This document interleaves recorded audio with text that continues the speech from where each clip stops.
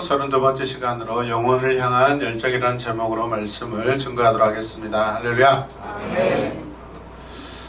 우리 청성교 형제가 이렇게 와서 함께 예배드리게 해주시면 감사합니다. 아멘. 오늘 또 새 친구들도 이렇게 앉아있는데요. 감사합니다. 아멘. 아멘. 우리 박수 한번 해주십시다.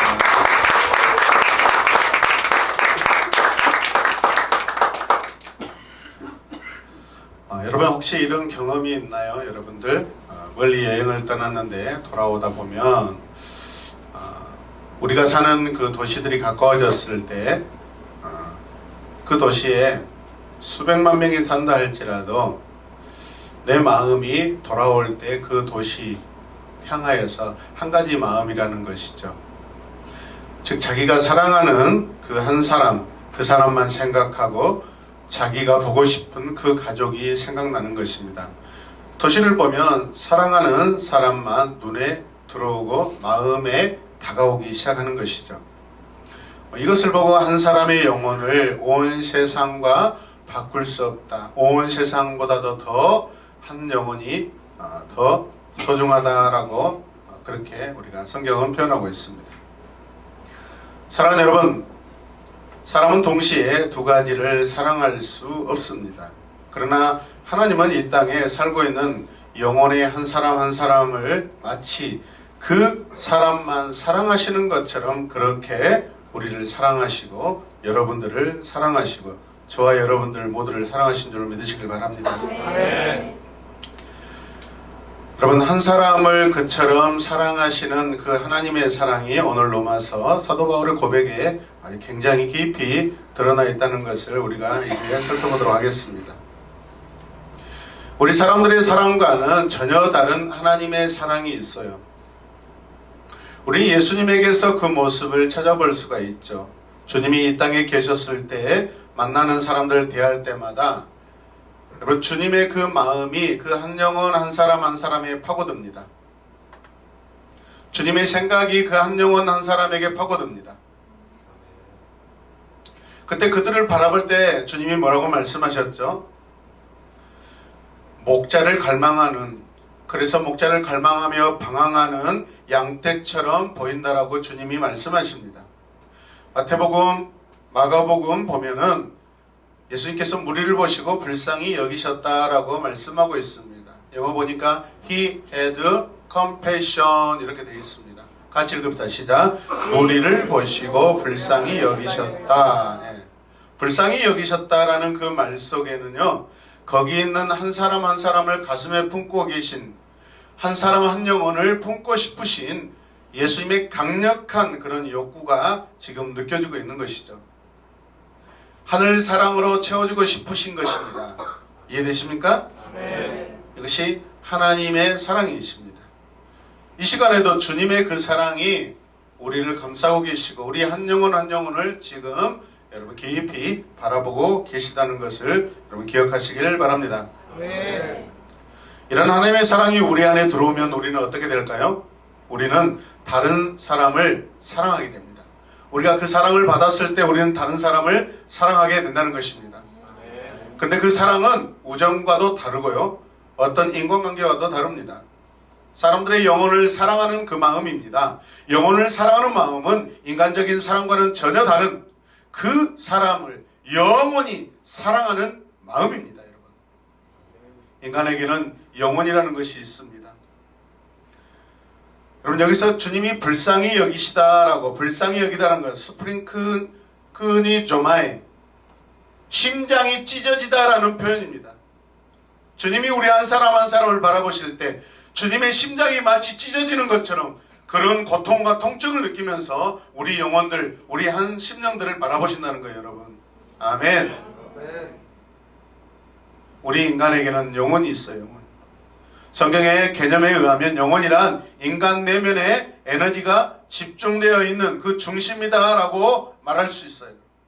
성경에는 영혼을 다하여, 심령을 다하여, 마음을 다하여 같은 의미입니다. 신명기 13장 3절 말씀. 하나님을 사랑할 때, 하나님을 관계할 때 어떤 모습이냐 이 말이죠.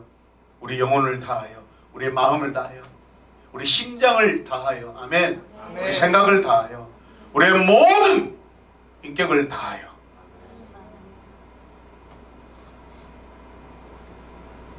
여기서 이 마음이라는 것, 심령이라는 것은 레바브라는 이런 단어인데 인간 내부를 말하는 것입니다. 사람이 겉사람도 있지만은 우리 한 사람 한 사람 안에 마치 또 다른 사람이 있는 것처럼 인간 내부 인간이 있는 것 같이 그 안에 어떤 인격적인 존재가 꿈틀꿈틀 움직이고 있다는 거예요. 누구를 향하여? 하나님을 향하여. 거기에서 판단하고 그 안에서 의지가 생기고 어떤 가치관들이 여러분 붙잡고 있고 무슨 일을 하든지 그 중심을 가지고 행동한다는 거예요. 욥기서의 욥은 혼란 가운데 그의 영혼이 눈물로 녹았다라고 그렇게 자신이 고백합니다. 이건 녹았다라는 것은 쏟아 부었다, 쏟다, 뭘 따르다라는 그런 의미를 가지고 있습니다. 고난을 참고 견디는 가운데 또 다른 표현으로는 영혼이 지쳐버렸다라고 표현할 수도 있습니다. 다 써버렸다는, 내 영혼을 다 써버렸다는, 소비해버렸다는 것이죠. 이런 것들을 요약해보면 영혼은 살아있는 모든 것의 생명이다라고 말씀드릴 수 있고, 영혼은 살아있는 모든 것들의 힘의 근원이다, 원천이다, 그렇게 우리가 말씀드릴 수가 있습니다. 아멘. 아멘. 이것을 보면 영혼은 살아있는 모든 것의 생명이고 힘이에요, 여러분. 영혼이 탈진되면 아무것도 할 수 없습니다. 기쁨이 없습니다. 때로는 슬픔까지도 느끼지 못합니다. 영혼이 없으면. 이해되세요? 자, 말씀 읽겠습니다. 시작. 이스라엘 향한 바울의 고민은 과연 무엇이었을까? 민족을 향한 고민인가? 아니면 그들의 영혼에 대한 고민인가? 단순한 민족적인 차원에서의 연민은 아닌 것으로 느껴진다. 오늘 본문 9장 1절에서 2절 말씀을 보시면 나는 그리스도 안에서 참말을 하고 거짓말을 하지 않습니다. 내 양심이 무엇을 힘입어서? 성령을 힘입어서 이것을 증언하여 줍니다. 나에게는 큰 슬픔이 있고 내 마음에는 끊임없는 고통이 있다는 것이죠. 마치 다른 성경에서 말씀하고 있는 성령이 탄식하고 성령이 고통스러워하는, 성령이 울부짖고 있는 그러한 표현들이죠. 바울 안에 있는 성령, 하나님의 영이 그 슬픔과 끊임없는 그 고통을 지금 표현하고 계시고 그렇게 느끼시고 계시고 그렇게 표출되고 있는데 지금 사도 바울이 이것을 그렇게 고백하고 있는 것이죠. 여러분 눈물의 성분을 조사했어요. 교회나 기도원에서 회개하면서 흘리는 눈물과 다른 사람을 저주하면서 억울해서 흘리는 그 눈물 사이에는 알부민의 농도가 엄청난 차이를 보인다고 그래요. 알부민 아시죠? 죽은 사람들 살려낼 수 있는 그러한 성분을 가진 그런 것들이에요. 저도 예전에 몸이 지쳤을 때 종합비타민 알부민을 먹으면 많이 좋아지더라고요. 자, 그런데 반면에 양파를 까면서 자극을 받아서 생리학적인 반사에 의한 눈물 성분은요, 장소를 달리해도 성분의 차이는 거의 일어나지 않는다고 그래요. 이처럼 사람의 눈물은 감정 변화에 따라, 느끼는 어떤 상황에 따라서, 관계의 어떤 정도에 따라서 그 성분이 달라져요. 여러분, 쥐가 흥분한 상태에서 흘리는 눈물 성분에는 거의 변화가 없대요. 그러니까 고양이가 잡아먹으러 왔을 때 아무리 쥐가 막 눈물을 흘리면서 나 살려줘요 해도 여러분 눈물에 어떤 성분의 변화가 없어. 감동이 없기 때문에 고양이가 앙 하고 잡아먹을 수밖에 없는 거예요. 여러분, 만약에 그 눈물에, 그 쥐새끼의 눈물에 어떤 변화가 있다면 고양이가 감동해서 가라, 집에 가라, 내가 너 오늘 살려준다, 분명히 그랬을 거예요. 안 된다는 거예요. 무슨 말이에요, 여러분? 사람이 흘리는 눈물과 일반적인 동물들이 흘리는 그 눈물의 성분 자체가 같다 다르다는 거예요. 그러니까 여러분 이곳에 와서 눈물을 흘리며 막 기도할 때 성분이 다르대요. 정말 하나님 보시기에 감동 때는 하나님의 마음을 자극할 수 있는 그런 성분이 일어난가 하면 하나님 굉장히 짜증나게 하는 그런 성분도 있을 수가 있어요. 잘 들으셔야 돼요. 눈물 잘 흘려야 됩니다. 제가 맨날 우리 성도들 오늘 밤 어젯밤 참 뜨겁게 눈물 흘리며 기도했다면 저쪽에 계시는 목사님이 굉장히 이렇게 시원찮게 생각하시는 눈물을 흘려야만 됩니까? 많은 상황 가운데 저분은 저보다 신앙생활을 오래 했기 때문에 눈물을 흘려도 변화되지 않고 눈물을 흘려도 배신 때리고 눈물을 흘려도 여러분 교회를 떠나는 그런 영혼들을 많이 보았기 때문에 경험자로서 그렇게 아마 저에게 이야기하는 것 같습니다. 여러분의 눈물이 사람을 움직이고 심령을 움직이는 그런 눈물의 성분이 그냥 나타나는 눈물을 흘리시기를 주님의 이름으로 부탁드립니다. 네. 쥐 눈물을 흘리지 마세요.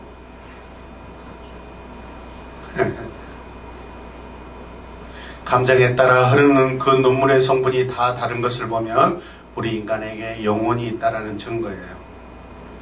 자, 같이 읽어요. 기독교 공동체는 신앙 공동체로서 혈통이나 종족이나 또는 친족 관계로 맺어진 것이 아닙니다. 이해되세요? 교회 안의 관계는 하나님과 맺은 계약과 그리스도에 대한 영적 관계로 맺어져 있습니다.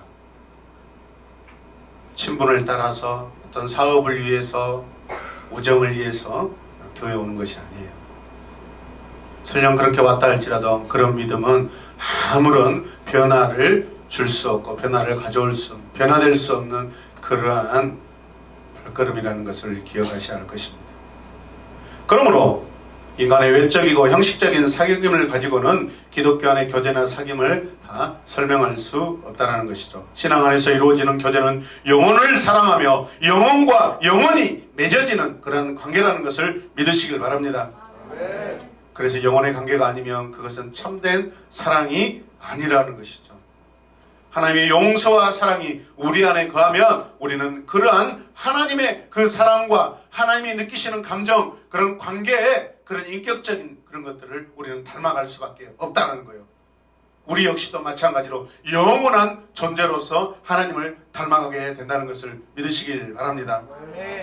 바울 사도가 주님의 구원과 사랑과 은혜를 설명하면서 그리스도 밖에 있는 영혼들을 사랑하는 마음이 불같이 일어났다는 것은 여러분 그러므로 의심할 여지가 없는 줄로 믿으시길 바랍니다. 그 영혼들 중에도 특별히 하나님을 알지 못하고 죽어가는 그 유대인들의 영혼을 생각했다는 사실이 어떻게 보면 당연하다고 생각됩니다. 여러분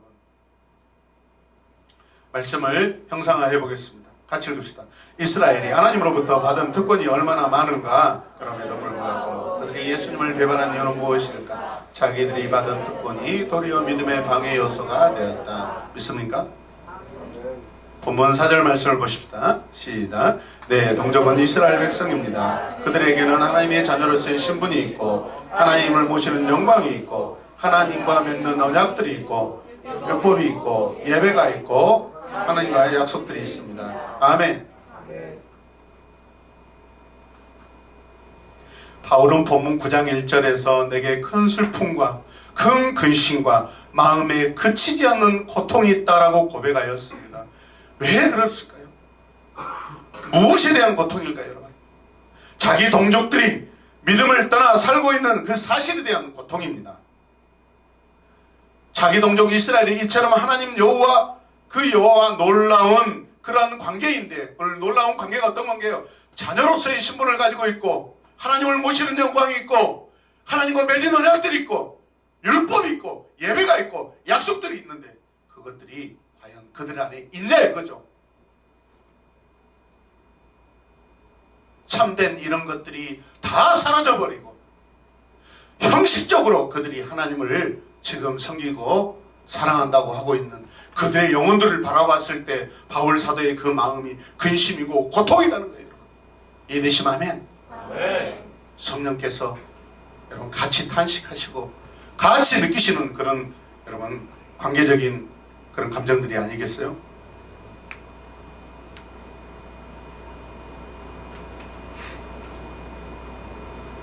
이 말씀은 바울이 자기 민족을 사랑하는 마음이라고 볼 수도 있어요.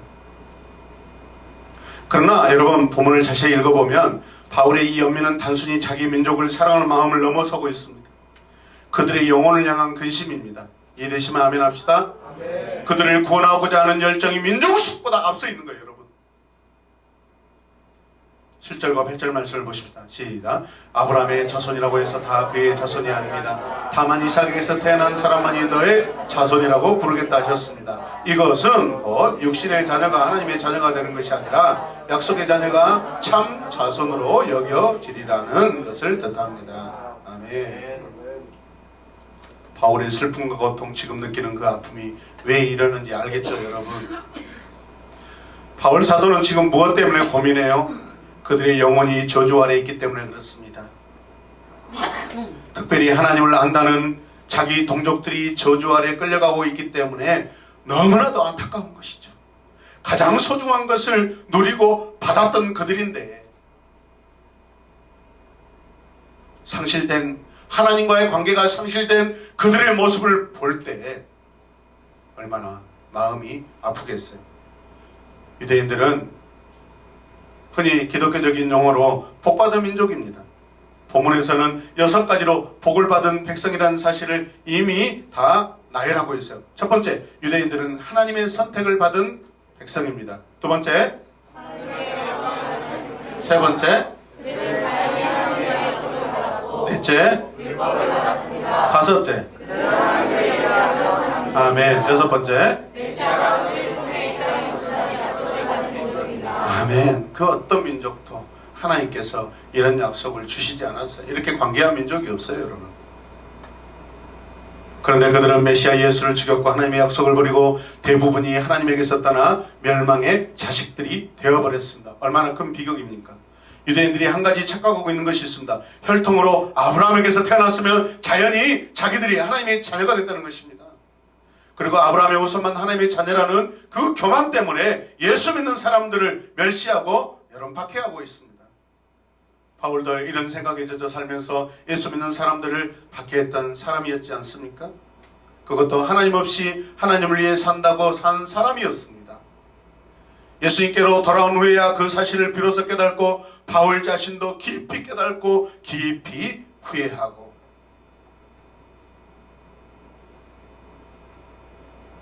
이 사실을 깨달은 바울은 유대인의 생각이 얼마나 어리석은가를 깊이 느끼고 있습니다. 그래서 이들을 어떻게 하면 깨우쳐줄까? 어떻게 하면 그들이 돌아오게 할까? 그 생각들이 모아져서 감정의 고통과 근심으로 지금 보고 있는 거 아니겠습니까? 할렐루야! 네. 바울 자신도 예수 믿는 사람들을 찾아다니며 죽였죠. 지금은 오히려 찾아다니면서 전도하고 있습니다. 그러나 그들이 듣지 않습니다. 유대인들이 듣지 않습니다. 도리어 바울을 박해하고 죽이려고 하고 있습니다. 이것이 바울이 고민하고 괴로워하는 것이죠. 특별히 로마서를 쓰고 있는 이 시기는 이방인 교회들이 예루살렘에 흉년이 들었다는 그 소식을 듣고 구제헌금을 합니다. 그것을 가지고 예루살렘으로 돌아가고 있습니다. 유대인들에게 그처럼 냉대를 받고 정신적으로 육체적으로 박해받은 이방인들이 오히려 그 유대인들이 핍박하는 유대인들이 그 예루살렘에 흉년이 들었다는 소식을 듣고 그들을 도와주려고 여러 번 연보하고 구제헌금을 그들에게 전달하기 위해서 지금 그들이 마음으로 사랑하고 있습니다.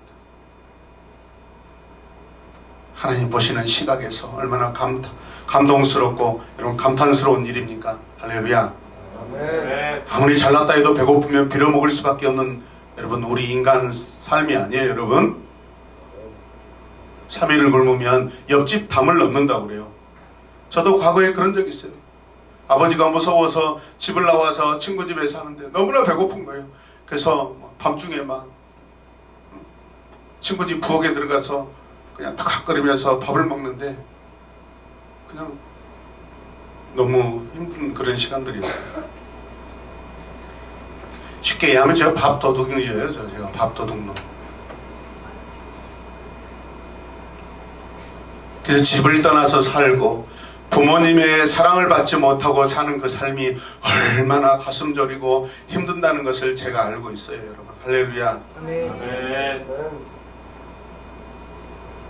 그런데 이제는 유대인들이 이방 그리스도인들에게 구제금을 받아야 하는 그런 형편이 되어버렸어요.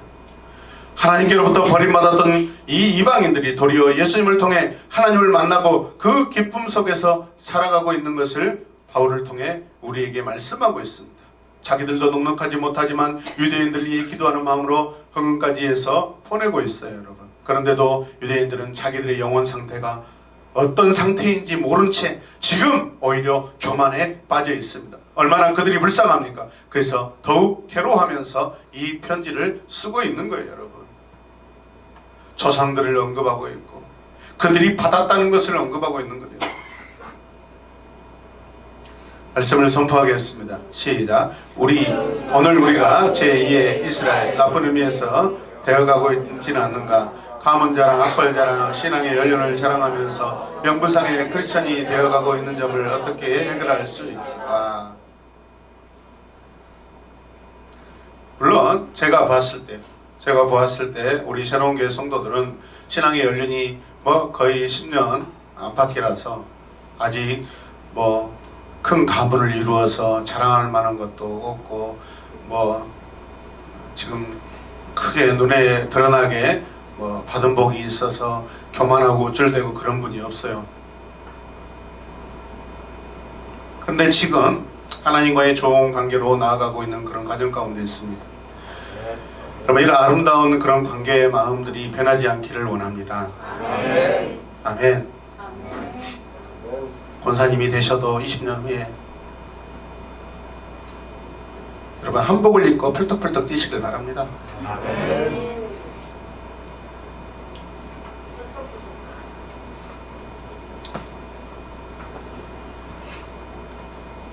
은퇴 목사님이 교회에 와서 손들고 찬양하고 일동하다가 순교당했네 라는 그런 소리가 들리는 것이 좋지 않겠어요? 집에서 죽음을 기다리다가 죽었다라는 것보다 예배드리다가 하나님께 부름받았다는 것이 덕스럽다고 생각해요. 로마서 9장 11절에서 12절 말씀을 읽겠습니다. 시작. 그들이 태어나기도 전에 무슨 선이나 악을 행하기도 전에 택하심이라는 원리를 따라 세우신 하나님의 계획이 살아있게 하시려고 또 이러한 일이 사람의 행위에 근거하는 것이 아니라 부르시는 분께 달려있음을 나타내시려고 하나님께서 리브가에게 말씀하실 형이 동생을 섬길 것이다 하셨습니다. 아멘. 이번 주 주일 설교죠, 여러분. 자연적인 순서도 있어요. 분명 자연적인 순서로는 에서가 복받은 자예요. 할렐루야. 둘째로 태어난 장자권이 없는 야곱은 우리가 자연적으로 보았을 때 복을 받지 못한 자와 비슷해요. 그러나 여러분, 이 세상에는 잘 들으세요. 자연적인 순서가 있지만은 일반적인 순서죠. 그러나 하나님의 역사는 초자연적인 순서가 있습니다. 할렐루야. 자연 순서를 뛰어넘는 초자연적인 순서가 있어요. 그것이 에서와 야곱의 이 사건이에요. 엄마의 태에서 나오는 자연적인 순서가 있지만, 정해진 순서가 있지만, 그러나 하나님께 택함 받은 것은요, 초자연적, 그 인간적인 자연적인 그 순서를 뛰어넘는 하나님만 가지고 계시는 초자연적인 순서, 여러분, 그게 하나님의 선택이고 예정이고 사랑입니다, 여러분. 할렐루야. 어떻게 형이 동생을 섬길 수 있어요? 일반적인 순서 아니겠어요? 자연적인 순서잖아요. 동생이 형보다 잘 될 것이다. 초자연적인 순서예요. 바울 사도는 유대인들에게 차근차근 믿음의 도리에 대해서 쓰고 있습니다. 예수님에 대해 이야기해도 들으려 하지 않자 이제는 다른 측면에서 이야기를 하고 있어요. 다시 말하면 구약 성경을 풀어서 설명하는 방법을 지금 선택하고 있어요. 첫 번째, 구약에도 보면 아브라함에게서 낳았다고 태어났다고 다 하나님의 선택받은 자녀가 아니다라는 것을 지금 강조하고 있어요. 그들이 그토록 중요시 여기는 역사의 실애를 제시하고 있어요. 아브라함의 씨라고 해서 다 구원받은 것이 아님을 분명합니다. 그래서 오늘 본문에는 이삭이라고 이야기하고 있어요. 왜 이삭이라고 이야기하겠어요? 믿음의 계보를 말하기 때문에, 믿음으로 선택받은 사람이기 때문에 그렇습니다. 할렐루야. 족보적, 태생적, 자연적인 순서를 말하는 것이 아니라 믿음의 이삭이에요. 할렐루야. 믿음의 야곱이에요. 믿음의 아브라함이에요. 여러분, 여러분들도 마찬가지입니다. 믿음의 사람이 되시길 바랍니다. 믿음의 순서를 따르시길 바랍니다. 아브라함의 씨라고 해서 다 구원받은 것이 아니라는 것이죠. 그래서 이스마엘은 버림을 받았고 이삭은 선택을 받았습니다. 에서는 장자인데도 버림을 받았고 하나님이 야곱을 선택하셨고 사랑하셨다라고 성경은 그렇게 말씀하고 있어요. 이 말씀은 구약에서부터 시작되어 온 모든 사실들을 근거로 해가지고 지금 제시하고 있는 거예요.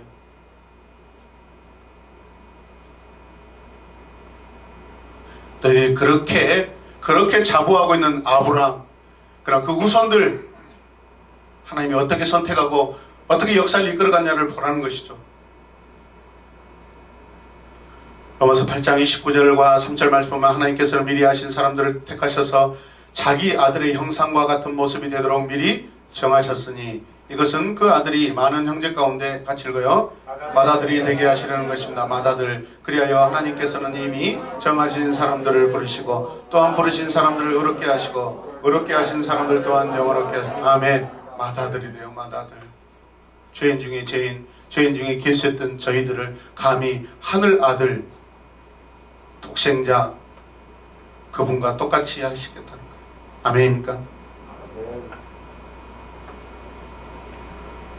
우리가 미리 택하신 애정을 이야기할 때 지켜야 할 법칙이 있다고 우리는 잘 알고 있습니다.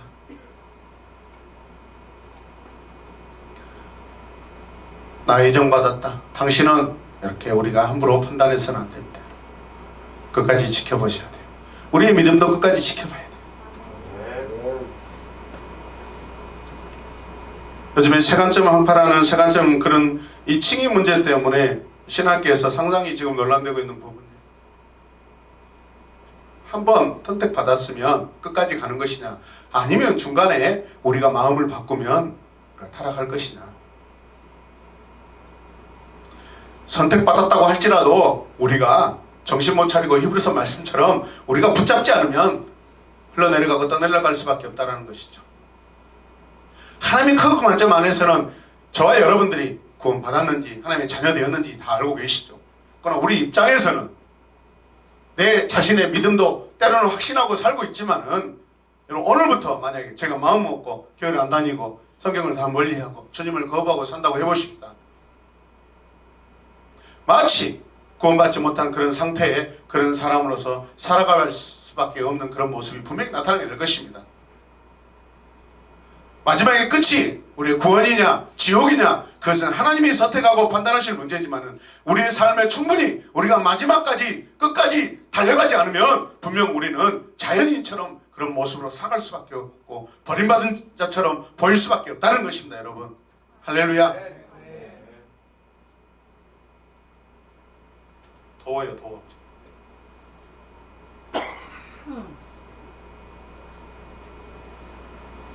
아브라함의 씨라고 다 구원받는 것이 아니다. 그러므로 교만을 벗고 겸손하게 하나님께 나오라고 바울이 우리에게 권면하고 있습니다. 둘째, 구약의 이스라엘은 신앙 공동체이지 혈통 공동체가 아니라고 분명히 말씀하고 있습니다.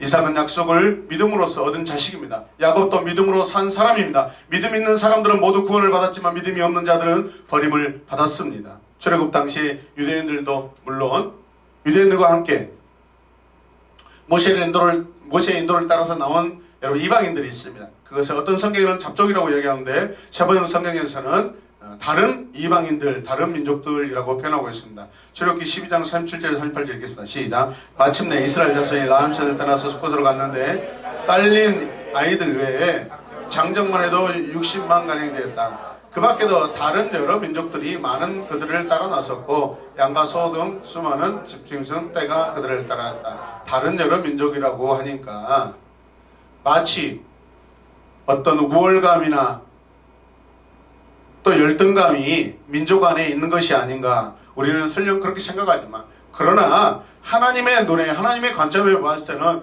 동일하게 다 선택되고 다 사랑받는 그러한 여러분 무리들인 줄로 믿으시길 바랍니다. 성경 번역자들은 설령 유대인들을 잘못 높여서 감정적인 그런 부분들로 여러분 번역이 되어 있을 수도 있어요. 영어 번역본에는 이렇게 되어 있어요. 같이 읽어야죠. Many other people went up with them. 같이 이야기하고 있어요. 같이. 많은 민족들이 같이 움직였다는 거죠. 아멘. 아멘. 구별하지 않습니다. 그러므로 바울이 말하고자 하는 것은 이스라엘 사람들이 아브라함에게 속했다. 그 한 가지를 자랑하면서 예수를 부인한 일을 회개하라는 것이죠. 그리고 돌아오라는 것입니다. 본문에서 주의 깊게 살펴봐야 될 여러 가지 교훈이 있는데 몇 가지만 말씀드리고 마무리하겠습니다. 첫 번째, 유대인들처럼 조상만 자랑하는 성도가 되어서는 안 됩니다. 여러분들 부모 중에서도 모태신앙도 있을 것이고 그럴 것입니다.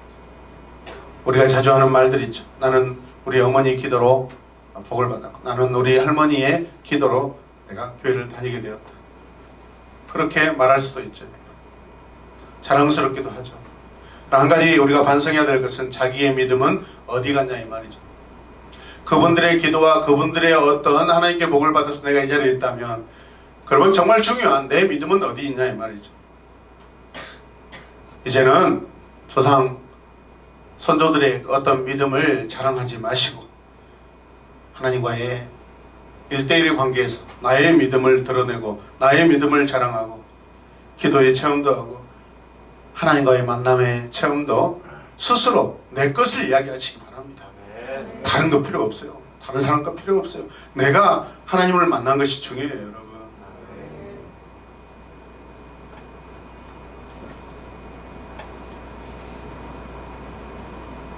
최근에 페이스북에 어느 찬양 사역자, 캠프 사역자가 그런 글을 써놓은 걸 봤어요. 제 마음에 똑같은 생각이에요.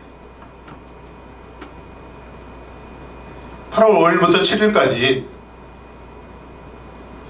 잘 들어요. 아직도 기도해도 그런 내용도 그 문자도 아직도 함성도 못하고 2019 여름 보라 새사랑 캠프예요.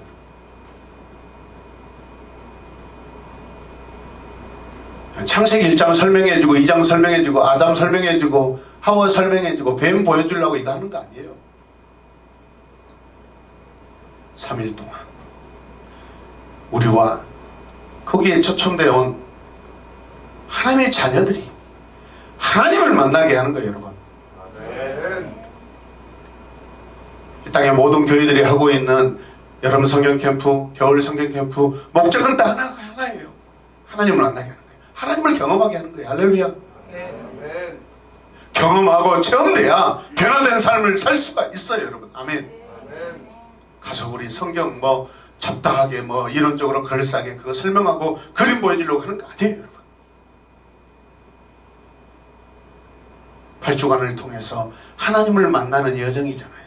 보라라는 것이 하나님을 만나는 여정이에요. 아멘. 하나님을 만나서 하나님과 함께 가는 여행을 우리가 지금 인도해 주는 거예요. 아멘.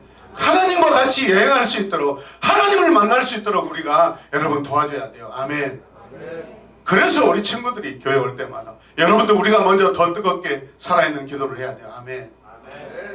회개의 기도를 해야 돼요. 감사의 기도를 해야 돼요. 비전의 기도를 해야 돼요. 결단의 기도를 해야 돼요.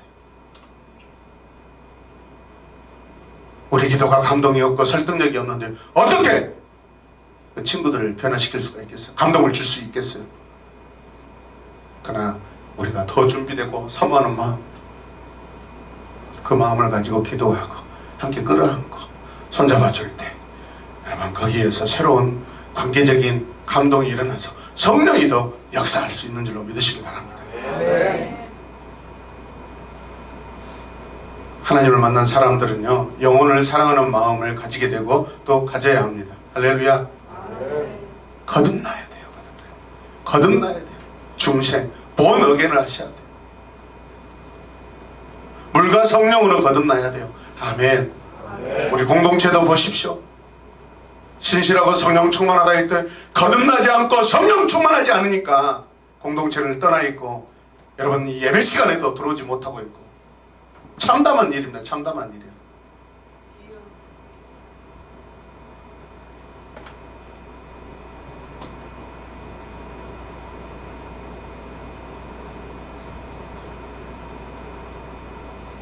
숫자가 많아지면 그런 사람들이 더 많아지겠구나. 예배자가 아니라 구경꾼들이 많이 들어와 있겠구나. 너무 괴로워요. 그거 생각하면. 큰 교회 하고 싶지 않아요. 수천 수만 명 하고 싶은 마음도 없고 능력도 없지만 하나님도 알지 못한 사람들이 친분관계로 어떤 체면관계로 들어가고 앉아있다. 이렇게 아무런 쓰잘데없는 짓이에요.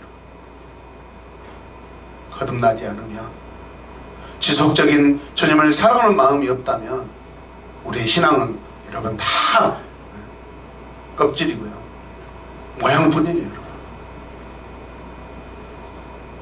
우리 친구들 찬양할 때 정말로 그 가사를 막 씹어 먹으면서 묵상하면서 할렐루야, 그 가사를 내 가슴에 집어넣으면서 생각하면서 불러야 돼요.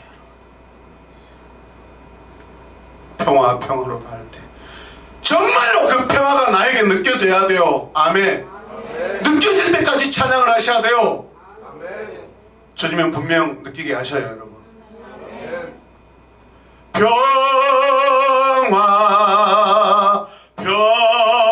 평화로다 하늘 위에서 내려오네.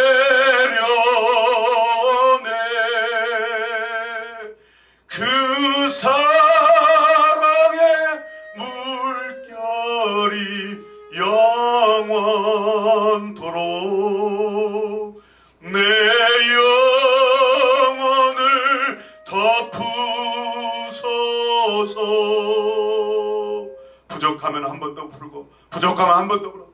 여러분, 이 자리에서 10번, 20번 부르는데 내 눈물 안 나오고 변화되지 않는 그런 사람이 어디 있겠어요?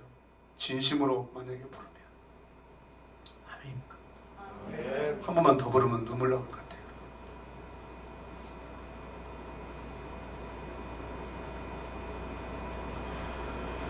여러분, 성경을 읽어서만 여러분들이 하나님을 만날 수 있는 건 아니에요.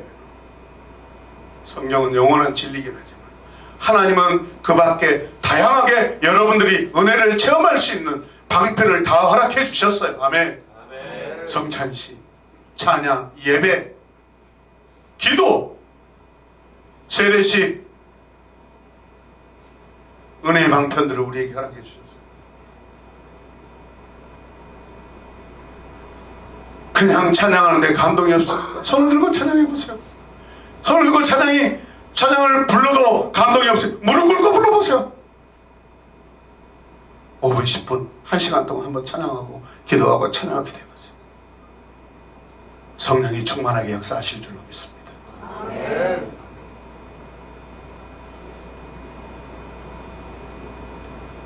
우리 하나님은 유대인의 하나님이시고 이방인의 하나님이시고 오늘 저와 여러분들의 하나님이셔요. 아멘.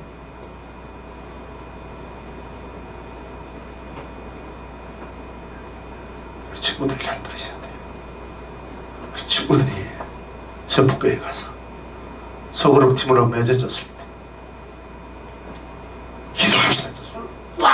잡으면 이게 뭐지? 희빈이가, 혜성이가, 민이가 옆에 친구들 손을 확 잡고 기도한다. 이 친구들이 막 정신이 번쩍 든다. 이게 놀라운 게 아니니? 사모님이 지금 페이스북 갑자기 친구가 돼가지고 안 해주고 싶었는데 다 드러나니까 속이지도 못하고 다 낱낱이 여러분 율동 연습한 거 다 보고 와 감사합니다. 성실하게 준비해 주셔서 은혜가 되네요. 지금 그렇게 고백하고 계세요. 여러분. 아멘. 아멘. 잘하고 있어요. 지금 너무 잘하고 있어요. 잘하고 있는데 마음이 흐트러지면 안 돼요. 아멘. 특별기간이야. 특별기간. 창세기 28장 23절 27절 28절 같이 읽겠습니다. 주님께서 의인을 기꺼이 악인과 함께 쓸어버리시겠습니다. 뒷거리나 제밖에 안 되는 주제에 제가 주님께 감히 아뢰입니다. 의인이 10명에서 5명이 모자란다고 하면 어떻게 하시겠습니까?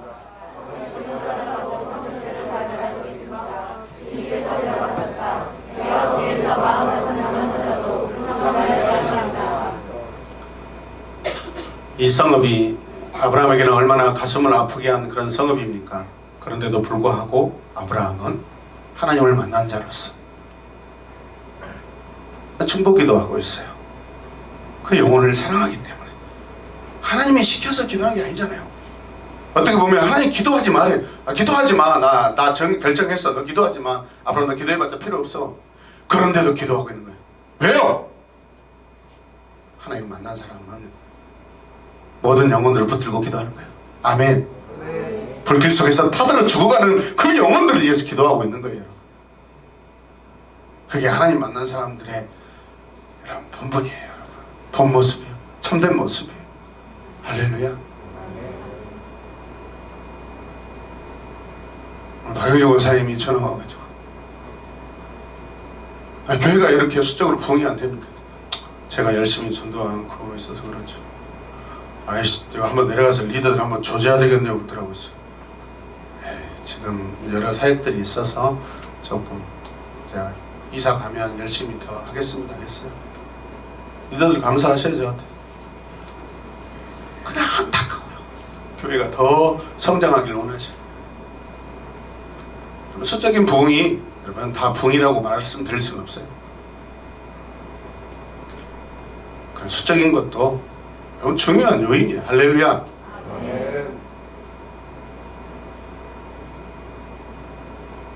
우리를 사랑하기 때문에 그렇게 우리 염려해 주신 줄로 믿습니다. 기대가 돼요. 지금 교회에 지금 분위기들이 바뀌고 있어요. 여러분. 아멘. 이 시간에도 막 아이들이 와서 앉아있고 이번에는 전혀 정말 그동안 경험해보지 못한 그런 전도 초청 예배였고요. 할렐루야.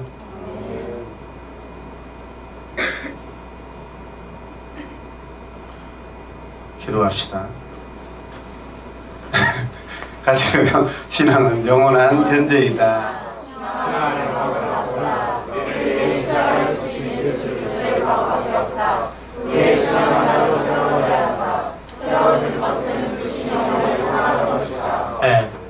이터널 나우가 아니라 이터널 프레젠트로 바꿔야 된다고 해서 뒷부분을 바꿔놨어요. 여러분. 마지막 절 13절 말씀 같이 읽을까요? 시작. 이것은 성경에 기록한 바 내가 야곱을 사랑하고 에서를 미워했다 한 것과 같습니다. 모세라도 호렙산에서 하나님을 만난 후부터 영혼들을 사랑하게 되었고 아브라함처럼 자기 민족들을 위해서 거역하고 있는 민족들을 위해서 기도합니다. 그 부분도 마찬가지. 하나님께서 이것들 다 내가 쓸어버리겠다, 다 지워버리겠다 생명책에서 안 됩니다. 하나님 안 됩니다. 하나님 안 됩니다. 하나님 살려주셔야 됩니다. 누구의 고백이요? 모세의 고백.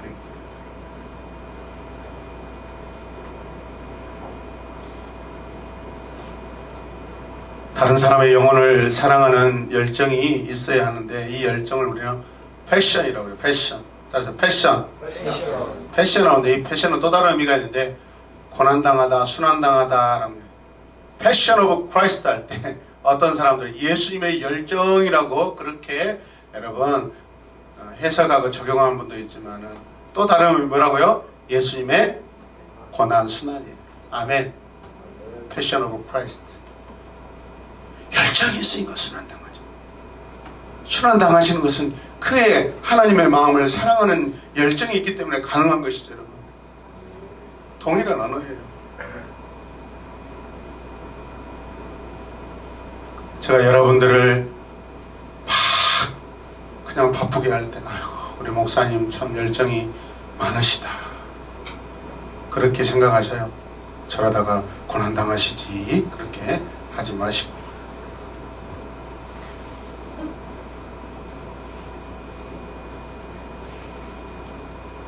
스코틀랜드에 우리 장로교회 아버지라는 분이 있어요. 존 넉스라는 목사님이신데 그분은 기도하면 아주 엄청나게 기도했다고 그래요. 그래서 타락하는 그 왕실을 위해서 막 가서 막 부르짖고 기도하고 해결을 외쳤을 때 내가 이 궁정을 위해서 기도하겠습니다 하면 기도하지 말았대. 무서워서 응답돼 버릴 거예요. 그 정도잖아요. 그분의 별명이 뭐냐면 뭐죠? 나팔수인가요? 아, 목사님 뭐죠? 무슨 나팔수죠? 그냥 복음의 나팔수에서 복음 나팔수. 주님 제게 스코틀랜드를 주십시오. 아니면 제가 죽겠나이다. 자, 마지막으로 읽겠습니다. 같이 읽으시자. 신앙은 영원한 현재입니다. 아멘. 아멘. 신앙은 영원한 현재. 내일이 아니에요. 과거 자랑하는 게 아니에요. 어제도 말씀드렸죠. 신앙은 오늘이에요. 오늘. 성실한 오늘이 과거를 만들고 미래도 만들어내는 거예요. 할렐루야. 오늘이 중요해요. 오늘이. 신앙은 하나님과 오늘이에요. 오늘. 지금입니다. 할렐루야. 아멘. 영혼의 눈을 뜨시고 영혼을 바라보시고 더 많은 영혼들을 사랑하는 우리 모두가 되시길 주님의 이름으로 축복합니다. 기도하겠습니다. 하나님 감사합니다. 영혼을 향한 열정 우리 안에 새롭게 샘솟게 하여 주시옵소서.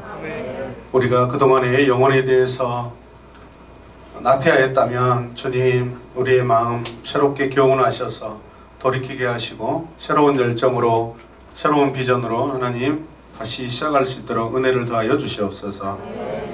이 모든 것들 다 주님이 하신 줄로 믿습니다. 나의 수고와 노력 위에 성령의 기름을 부어 주시옵소서. 예수님의 이름으로 기도드립니다. 아멘.